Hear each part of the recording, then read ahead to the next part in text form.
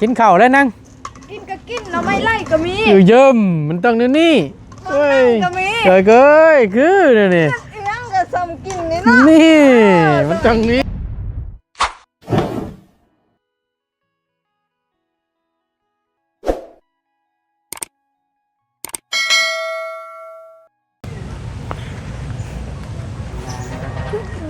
โอ้ยจังแม่นอุ้มคักเนาะ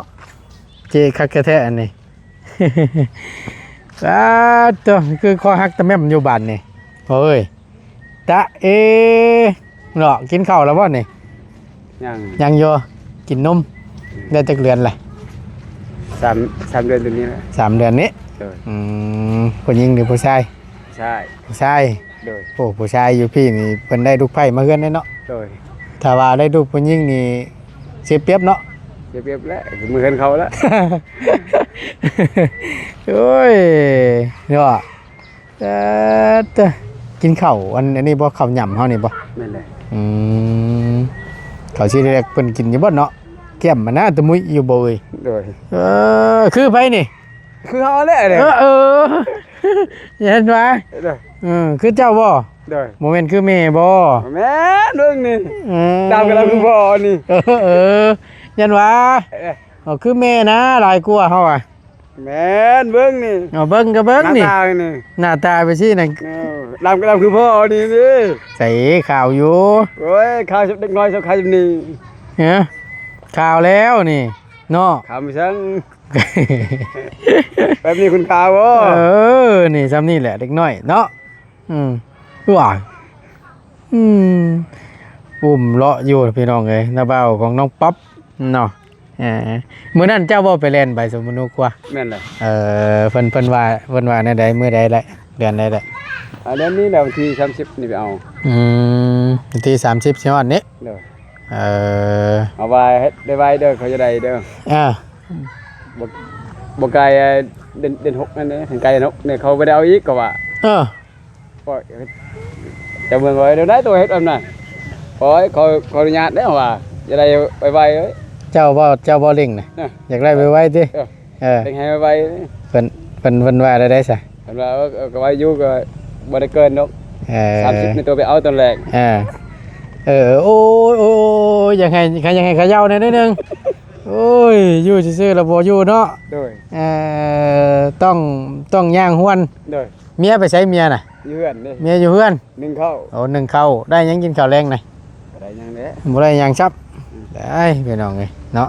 คนหน้าหน่วยเด้นี่พี่น้องเอ้ยอยู่ในคุมนี่เด้นี่มีหยังก็แม่นเล่าเด้อเต้นเรียนเนาะเล่นให้ลูกให้หลานเด้อเพราะลูกบ้านก็เรียนอยู่หรอวะเล่น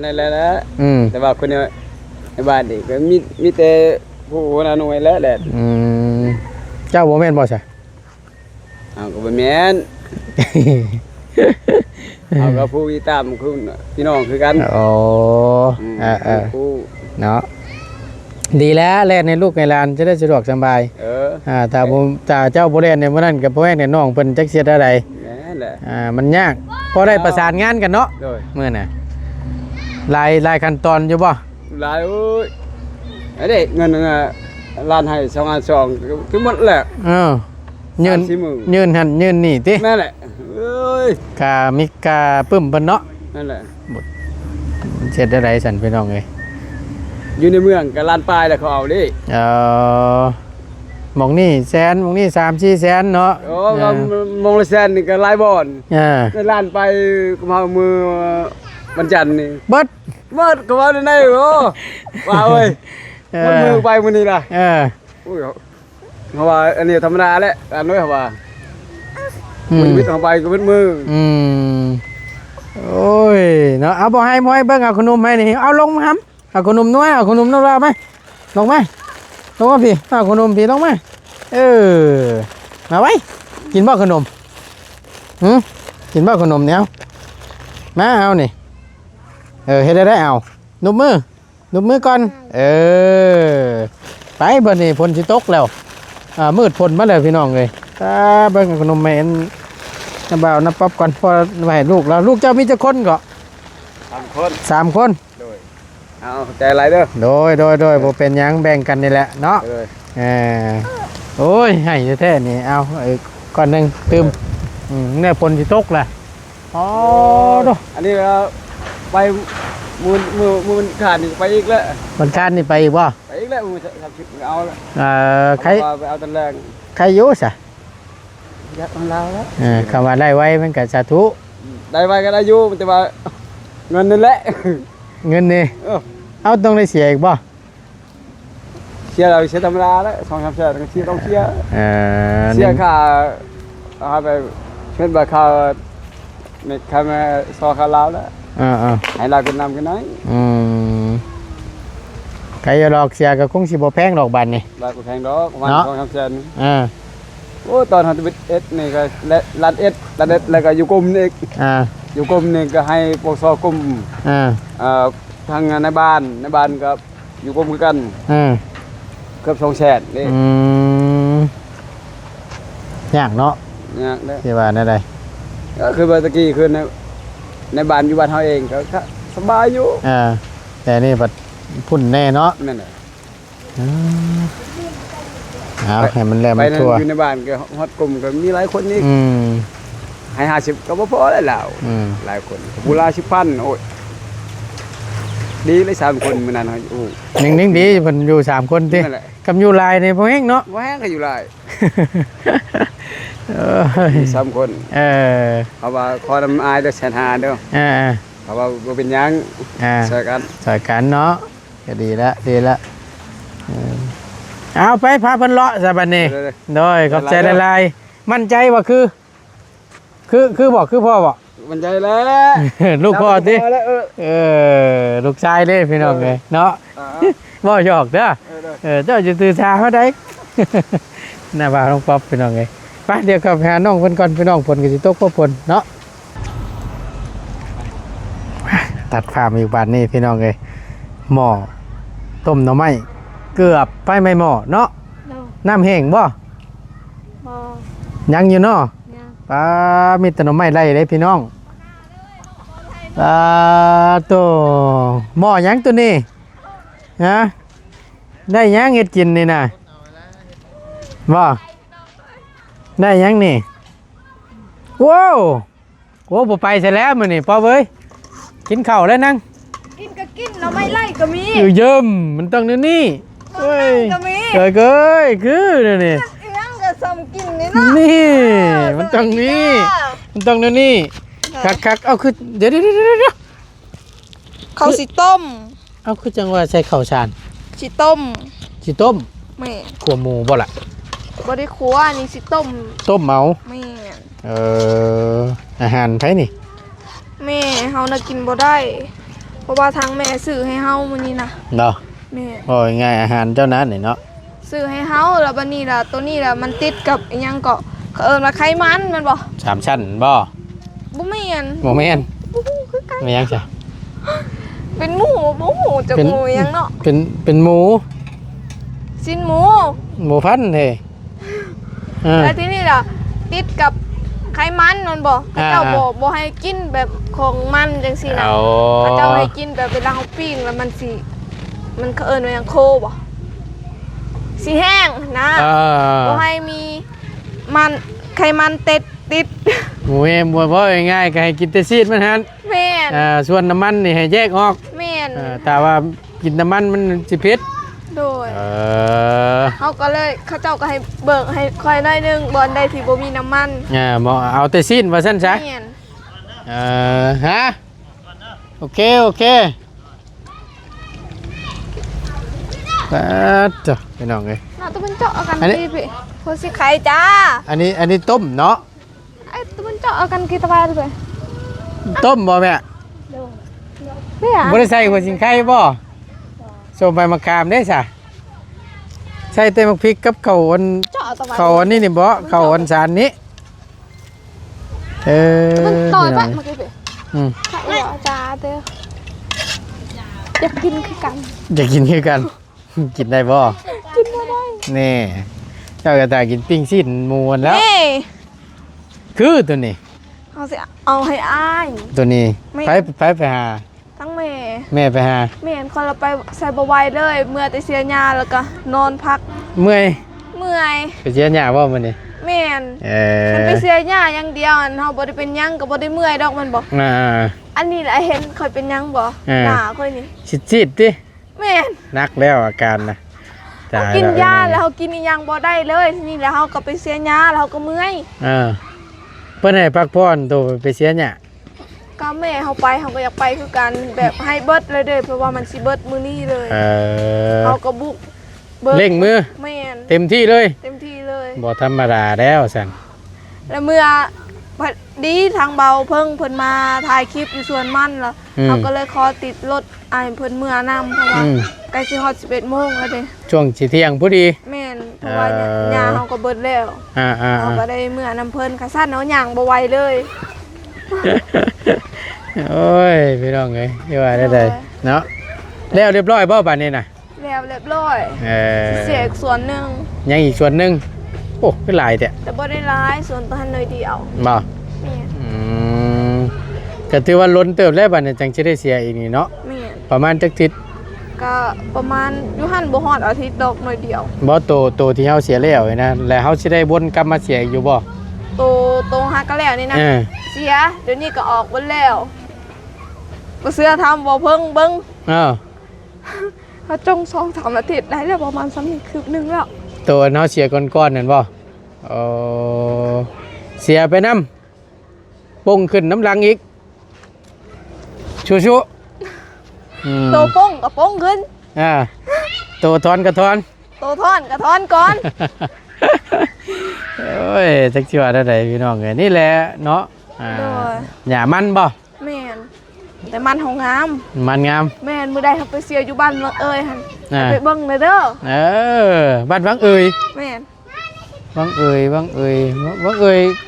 เข้าไปนี่ได้เนาะ แม่น แม่นบ่ แม่น บ้านวังเอ่ยโอ้แต่ว่า ได้บ่ฮู้ล็อกทางลายขึ้นไอสิไปหั่นไอมีแต่ไปอยู่เฮือนน้องก้อนแล้วก็พาน้องไปนำบ้านวังเอ่ย แม่น หมู่อยู่ในนั่นประมาณจักหลังคา ได้บ่10หลังคาค่อยก็บ่ฮู้คือกันเพราะว่าบ่ค่อยได้ไปดูมันอยู่หันแหงกระเต็กแล้วงามเลยแม่นบ่ แม่นย่างก็บ่ค่อยฮกส่วนตัวหันน่ะบ่แม่น คักแล้วสั่น โดย มันก็บ่เมื่อยแล้วคำว่านั่นน่ะ ก็บ่เมื่อยแล้วก็กลับมาหันเสียบอลนี่อีก เสียนี่ต่อยาวเหยียดเลยนะนี่เนาะ บอลนี่ก็ซ้ำเก่าแล้ว โอ้เฮ็ดอะไรสั่นบาดนี่ ตัวเก่าหันเพราะว่ามันใหญ่ไปแล้วเด้แต่เมื่อโตนี่ก็ไปเสียตัวหันอีกแบบนี้ละแม่เฮาเฮ็ดผู้เดียวจึงบ่ไหวแต่กระบาบกระเบาะพี่น้องเอ้ยแต่รู้ต้นเนาะแม่นแถมเฮายางไปป้ากลางทางเขาเจ้าฉีดยาถึกกินบัดนี่จนสิเป็นลมแม่นเจ้าของก็บ่แข็งแรงเนาะแบบเวลาตอนเฮาไปตอนเช้านี่ก็บ่ปานใดแม่นบ่ว่าแบบแดดก็ยังบ่ทันได้ขึ้นหลายเด้อันที่นี่ละประมาณ 11 โมงพอดีเนาะแดดก็ขึ้นบักแห้งๆแล้วทีนี้ยาก็ขึ้นมามันสิขึ้นตามแบบข่อยก็บ่ฮู้คือกันเขาเอิ้นมันแล้วใดแบบใดก็มันสิขึ้นตามอุณหภูมิเพราะว่ายามันสิขึ้นเด้มันสิเวลาเฮาย่างผ่านไปแล้วมันสิเขาจมูกอะไรเขาจมูกเข้าปากเฮานะแดดแม่นร้อนแม่นไอ้มันขึ้นมากับมันร้อนรูนะเอ้ากินแห้งแม่นเพิ่นแล้วกินข้าวจมูกว่าซั่นแถมเฮาเมื่อเฮือนก็กินข้าวบ่ได้เลยกินได้อย่างเดียวกินได้อย่างเดียวปิ้งหมูนี่กินได้เขาแต่เฮากินบ่หลายแต่น้อยเดียวเฮาก็เลยเมื่อยแล้วทีนี้ล่ะแบบเฮากินยานี่แล้วเฮารู้สึกว่าเฮาเจ็บท้องแบบว่าท้องบ่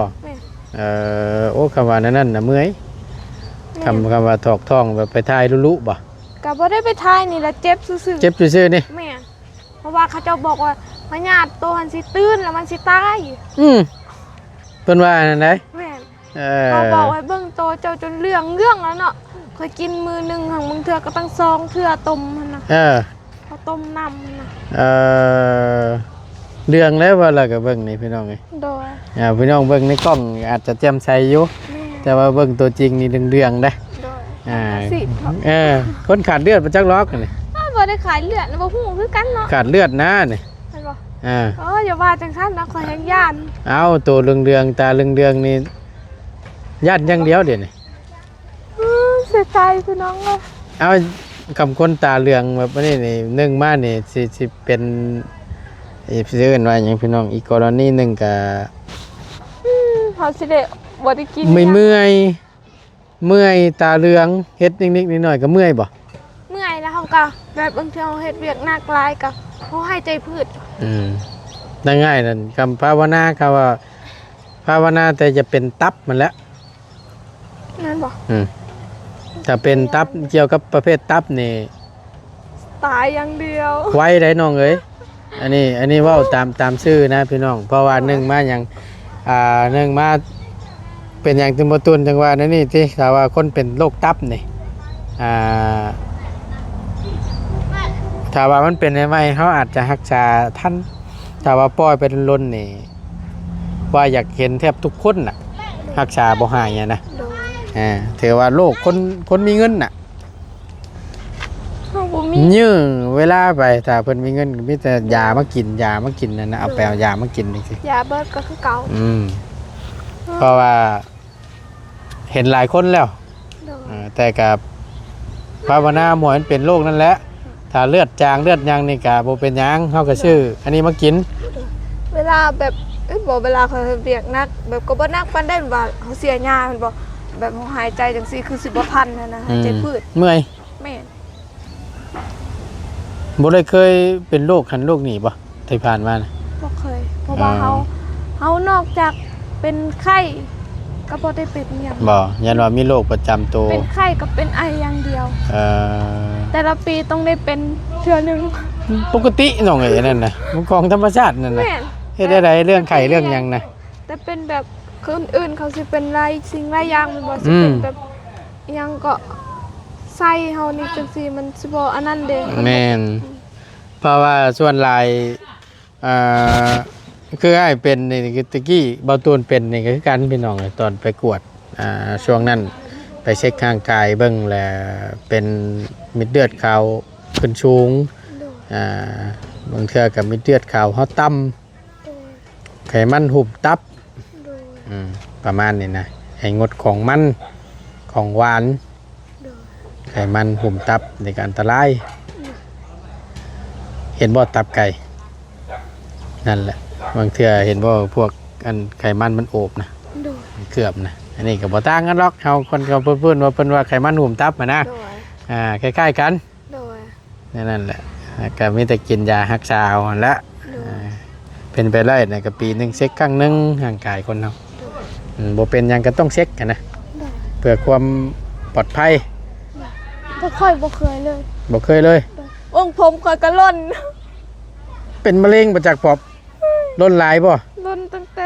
2 ปีนี่เรา2-3 ปีนี่เรา บ่ แม่น หวายอันตรายได้อเฮ้ยเนาะย่านได้ ย่านโรคหยัง มาเป็นมะเร็ง เป็น2-3 ปีนี่ เอ เรา อใช้ยาสระผมบ่ถึกจ้ะ เอาเท่าเนาะบ่ จังว่านี่แหละเฮ้ยเนาะ เท่าเนาะ ก็ยังอยู่ติซำนี้สิไปเฒ่าเพิ่นว่ากันเนาะ โดย อายุซำนี้ก็จักปีก็ ใกล้สิฮอด21แล้ว ใกล้สิฮอด21 โดย โอ้ยบ่ทันเฒ่าหรอกจำนั้นซื่อๆใกล้สิฮอด21เท่าขนาดโอ้ยบางคน30ก็ยังบ่ทันได้ไล่อันลูกได้ผัวก็ยังมีนี่ถามแม่ตู้แล้วนี่มาพี่ลูกยิ้มเปื่อยแล้วเอ้ยเนาะเกือบก็บ่ใช่เนาะ พอจะไหนพี่ นี่ถามแล้วนี่ต้องจักปีได้ผัวน่ะ ไหน บ่เจ้าได้ผัวน่ะจักปีอายุเจ้าจักปี16 ปีได้ผัวจังพ่อลูกสาวเจ้าจังว่าเฒ่าแล้วว่าซั่น20 ปียังบ่ได้ผัว 16 ปีบ่โอ้ชวนหลายเนาะอยู่ทั้งพี่เพิ่นอยากเอาผัวไว้ได้ก็ว่าคืออายุจำน้องนี่บัดเพิ่นสิมองอีกมุมนึงก็ว่า ขึ้นคาน ขึ้นคานแหละเฒ่าแล้วแม่นบ่ตัวแม่นบ่ แม่นละ งานถ้าว่าเพิ่นสิได้ลูกได้ผัวก็อยู่ไว้16 17เนาะหรือว่า14 15อย่างประมาณนี้นะเนาะแต่ว่าเฮามองมุมมองเฮาปัดโย ได้ผัวตัวน้อยพุ่นแล้วเฮาอ่ะหั่นน่ะ บ้านค่อยนี่คือการเบิด อืม คนเมาพวนมีแต่คนขึ้นค้าน โอ้ยจำนี้ยังบ่ทันขึ้นดอกเนาะ21ปีหนึง21ปีก็ยังบ่ทันได้ฮอดคักซับเท่าแล้วเท่าแล้วว่าลูกสาวเจ้าซำนี่ไอ้แล้วกันบานนี่เนาะ เอ้ยคือตัวลองมาที่เอ้ยละลองบอก ไผ น้องเรามันใหญ่เลย ไผ เสร็จน้อง อยากนอน น้อง อ๋อน้องชายโอ้จังพ่อเพิ่นจังว่าเท่ากันนั่นซะเนาะน้องใหญ่เป็นบ่าวแล้วสิเอาเมียแหละ ลองกัดไอ้ตรงพูด มีหยังอ่ะน่ะ อ้าวไหนไปลองแต่รื้อ มีหยังคือหยัง แล้วบอกมีถุงยางบอก เจ้าเช็ดหยัง ใช้น้องไม้ฮะน้องเบา บ่นะไว้กินรถน้องมันบ่หลายเด้ บอกกิน อ้าวน้องนุ่งเจ้า ไอ้โม่บอกเป็นยังน้องคืออยากให้อ้ายน้องกันกินกูมือ ก็เลยบ่ค่อยอยากปานใด แม่น อ้าวเฮ็ด อัน ได้ นี้ พี่น้องเอ้ยบ่หลายเด้อน้องเด้อบ่หลายเด้อ ตอนเช้ากับน้องไม้ตอนเที่ยงกับน้องไม้ น้อง ไม่ ไม้ ได้เนาะสิได้เช้ากินน้ำหมอกน้องไม้เถื่อ น้องไม้ไล่จำได้พี่น้องมีแต่ยอด แม่ งามพอแล้ว ว้าย บ่มันหลายเด้อน้องเอ้ยพอแล้ว เบาหลีขึ้นมาแล้วบอก มาแล้ว โอ้ จังหน่อยแล้วก็มานั่นเยี่ยมยามนั่นนี่ จ้าจบให้เบาหลี นั่นแหละโอเคน้องโอเคขอบใจหลายๆเด้อ ด้วย ขอบใจหลายๆอู้จดนอนๆเด้อพี่น้องเอ้ย แม่น มีแต่หน่อไม้ไล่ ด้วย แซ่บซับอยู่ทางบ้านนี่โมเมนต์ว่าได้เข้าไปลงในป่าว่าจังสิได้นี่ เนาะ ไกลใด ด้วย บ้านไหนน่ะ ไก่ มันบ่ได้อยู่ใกล้ลง อ๋อน้องไม้ไล่นี่บ่ค่อย เออ มีบอก มีแต่อยู่ไกล แม่น แต่เขาก็ต้องเข้าไปน่ะ เขาไปอยู่ เข้าไปป่าลงป่าลึกปุ๊ อ๋อด้วย อันนี้นี่ว่ามันใกล้เด้แนมไปน่ะก็เห็นกอไผ่แล้วพี่น้องเอ้ย ด้วยมีแต่น้องไม้ไล่นี่แหละลายที่สุด มีแต่หน่อมงามพี่น้องโอ้ยปนกบเด้เนาะ กบมาแต่ใส่เนาะ เอาหาก้านน่ะเนาะ บ่ค่อยมีส่วนนี้ ฝนตกเขาก็ไปก้านต้มปน ด้วย เคยอยู่หรอวะ ด้วย เนาะหน่อไม้นี่พี่น้องโอ้ยแซ่บคักปันยังกับข้าวแรงตัวนี้ แม่น ตัวนี้เนี่ยแม่กับน้องเนาะกินนี่เนาะ ด้วย ส่วนเจ้านี่ กินบ่ได้ ต้องมีอีกเมนูหนึง หน่อไม้นี่ กินหน่อไม้นี่มันสิบ่ผิดบ่จ้ะ บ่พิษ ถามเนี่ยกินหยังไรน่ะ ถามแล้วกินหน่อไม้นี่ ตอนนี้นอกจากหน่อไม้กินหยังแน่ได้ กินปลาลอยน้ำกินปลาขาว กินปลาขาว ด้วย พวกปลาขาวปลากระบอกนี่บ่ แม่น เฮาต้องหาชื่อใช้ ซื้อเวลาคนผู้ไทยเขามาขายฮันเด ปลาซิวตัวน้อย เพิ่นให้กินได้แต่ตัวนั้น ๆแม่น พวกปลาทูปลาอันนี้นี่บ่ได้บ่ปลาลูกปลานิ่นนี่กะ ปลานิ่นทันได้แต่ว่าเป็นไร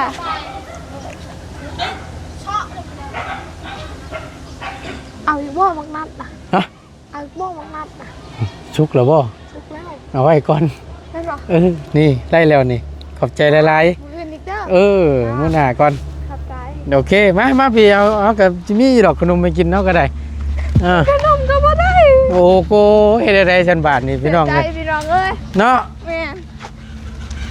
จักสิกินหยังได้บาทนี่ กินได้แต่หน่อไม้ โอ้ยบ่ว่าขนมซื่อๆน้อง เขาบ่ให้กินบ่กินก็บ่เป็นหยังเขาสิอด ไปสำนั้น สิสู้เอา ฮะ ถุงมือเขาบ่ จักแล้วเอาไปสิวเนาะ เจ้าเป็นคนเหยียบบ่ บ่นะยังบ่ได้อันนั้น เอามันยังคือเปื้อน โอ้สิมาใส่ให้ยัง เนาะจังว่าแท้นี่ อลี บ่จังว่าเล็กน้อยเหยียบน้องเจ้าประจักษ์ อ่อนแล้วเป็นค ก็ น บ่ เหยี ซั่ ย น บ จำบ่ซั่นแหละละบ่าวเจ้ายืนอยู่นี่ บ่เชื่อ เอาอันนี้ชิมเบิ่งรูปชิมเบิ่งดีกว่า บ่ได้ บ่ได้บ่